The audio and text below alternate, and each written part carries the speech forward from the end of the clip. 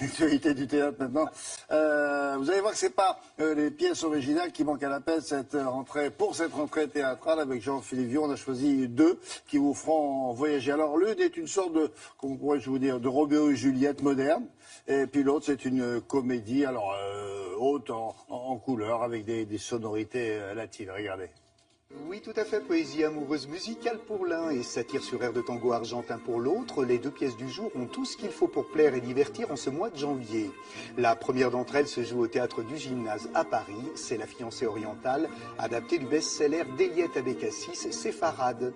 Elisa Tovati, Olivier Citruc et Abès Zamani y sont habilement mises en scène par Ninon Bretéché. On y passe un excellent moment.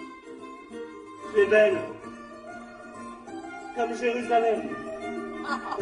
C'est comme ça le mariage. On élève une enfant pour qu'elle s'en aille et que ce soit l'autre qui bénéficie de tous les efforts faits pendant des années.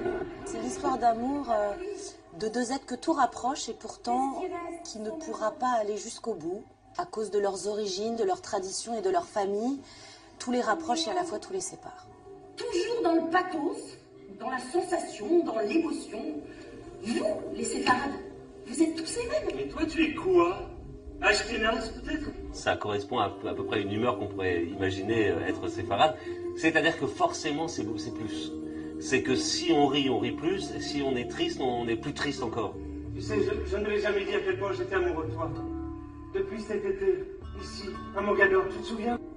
Tu ne seras jamais heureux sans ta famille. Séfarade, tu es né. Séfarade, tu mourras.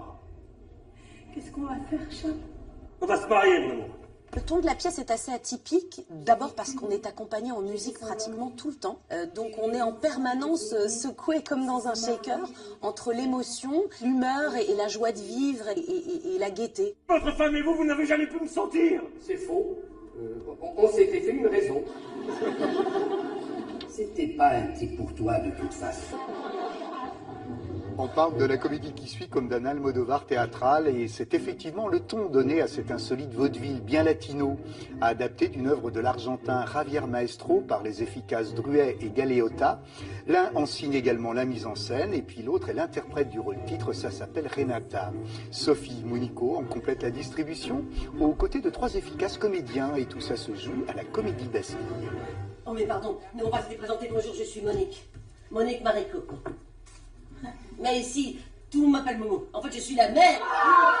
Suite au décès d'un riche Argentin vivant en France, les employés de cet monsieur vont aller jusqu'au faire déguiser son fils en femme pour avoir l'héritage. Voilà. Vous êtes trop femme pour moi. Vous m'avez fait demander, madame? Quand une femme n'a pas la tête tranchée, rien n'est complètement perdu pour elle. La naissance d'une femme?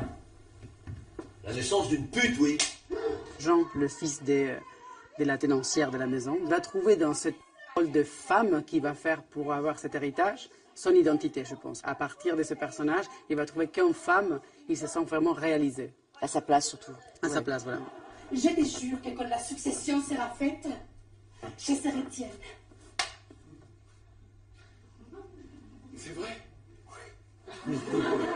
C'est vraiment une tragicomédie, c'est-à-dire qu'en fait tous les sujets sont traités, le trans, l'alcoolisme, l'inceste. L'humain n'a pas changé, c'est-à-dire qu'il est vraiment, il est toujours aussi pourri pour avoir le pouvoir, et c'est toujours vraiment de l'argent dans ce monde. On a dû faire quelque chose de mal. C'est une alliance. Oh merde.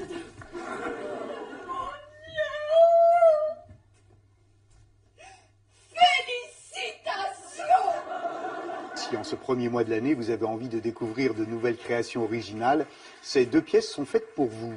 Avec La fiancée orientale, vous trouverez une bien belle et touchante histoire d'amour. Et puis avec Renata, vous serez plongé dans une réelle farce humaine, agréable fantaisie. Donc un conseil, si vous avez l'occasion, allez vite les applaudir. Bon spectacle et à bientôt pour la suite de cette rentrée théâtrale.